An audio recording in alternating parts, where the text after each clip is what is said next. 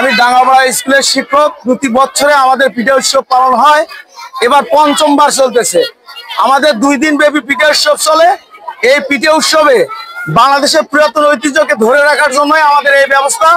আমাদের এখানে সাধারণত বাংলাদেশের যত প্রকার আইটেমস আছে 40 থেকে 45 প্রকার আইটেমস, এই আইটেমস গুলো আমরা এখানে বানায় আমাদের দর্শকদের খাওয়াই দিই।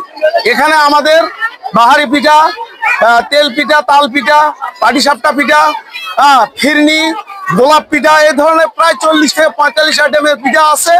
আমরা চাই এই পুরাতন ঐতিহ্য প্রতি বছর ধরে থাক। এখানে আমরা দাম বেশি নেই না, খুব সীমিত দামে বিক্রি করি, যাতে আমাদের গ্রামগঞ্জের লোকজনেরা সবাই খেতে পারে। আমি আশা করব প্রতি বছর যেন আমাদের এই ধরনের একটা উৎসব হয়। গ্রামগঞ্জে উৎসব হলে গ্রামে সাধারণ লোকজন বাইরে গিয়ে এই ধরনের খাবার ব্যবস্থা পায় না, এই জন্যই আমরা এই ব্যবস্থা করে থাকি। এখানে সাধারণত 2 দিন ব্যাপী হচ্ছে। এই 2 দিনের মধ্যে কালকে প্রথম দিন চলে গেল, আজকে দ্বিতীয় দিন। কালকে অনেক ধরনের সাজ ছিল, আমাদের মোটামুটি বেচা বিক্রিও ভালো হয়েছে।